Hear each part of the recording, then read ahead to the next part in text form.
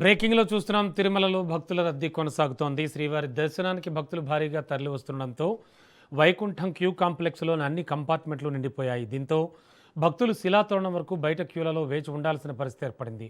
దర్శనానికి సుమారు 15 గంటల సమయం పడుతోందని అధికారులు తెలిపారు. నిన్నొక్కరోజే 71,668 మంది భక్తులు శ్రీవారిని దర్శించుకున్నారు.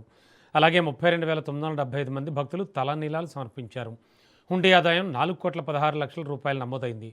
భక్తులు భారీగా లడ్డు ప్రసాదాన్ని స్వీకరించగా దాదాపు 4 లక్షల లడ్డూలు విక్రయమయ్యాయి. అలాగే 2,49,000 మంది అన్నప్రసాదాన్ని స్వీకరించారు. ఇక వైద్య సేవల విషయానికి వస్తే నిన్న ఒక్కరోజే 3,332 మంది భక్తులు తిరుమలలో చికిత్స పొందినట్లు అధికారులు తెలిపారు.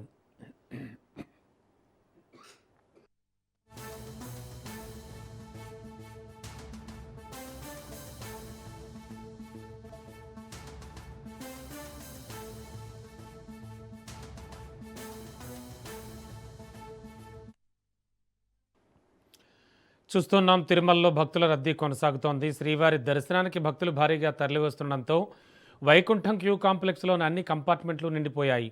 దీంతో భక్తులు శిలాతోరణం వరకు బయట క్యూల్లో వేచి ఉండాల్సిన పరిస్థితి ఏర్పడింది. దర్శనానికి సుమారు 15 గంటల సమయం పడుతోందని అధికారులు తెలిపారు.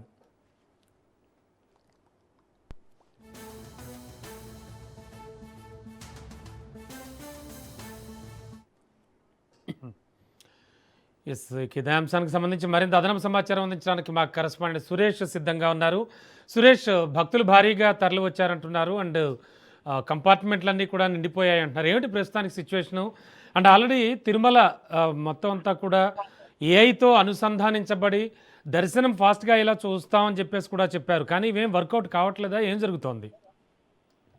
రైట్ బాబు, అయితే వేసవి సెలవులు ముగిసిన స్కూళ్లు తెరిచిన తిరుమలలో భక్తుల రద్దీ కొనసాగుతుందని చెప్పుకోవాలి. వారాంతంలో ఈ రద్దీ విపరీతంగా పెరుగుతుంది. తాజాగా శుక్ర, శని, ఆదివారాలు వస్తే సరిపోతుంది. తిరుమలలో పూర్తిగా 1,00,000 మంది పైగా భక్తులు తిరుమలలో ఉంటున్నారు. ఈ రకంగా ఇప్పుడు చూసుకుంటే నిన్న స్వామివారిని దర్శించుకున్న భక్తుల సంఖ్య 71,000 ఉన్నప్పటికీ ఇవాళ పూర్తిగా శనివారం కావడంతో వైకుంఠంలోని క్యూ కాంప్లెక్స్ నిండిపోయి బయట శిలాతోరణం వరకు క్యూలో వేచి ఉన్నారు.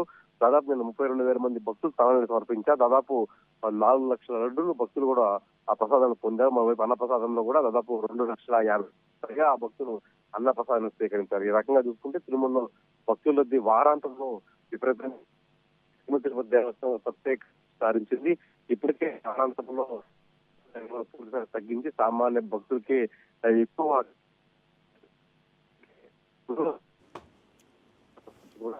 సమయం తక్కువగా ఉండడంతోనే తిరుపతి టోకన్లను శ్రీవాణి కూడా క్యాన్సిల్ చేసే ఆలోచన తిరుపతి దేవస్థానం ఇప్పటికే ఈ వారం ప్రయోగాత్మకంగా గురువారం టోకన్ల జారీ ప్రక్రియ రద్దు చేసింది. ఇప్పుడు చూసుకుంటే భక్తులు సంఖ్య తిరుమలలో వారాంతపు విపరీతంగా ఉంటుంది. శుక్ర, శని, ఆదివారంలో వస్తే చాలు గదులు దొరక స్వామివారి దర్శనం కోసం నిరంతరాయంగా భక్తులు వేచి ఉన్నారు.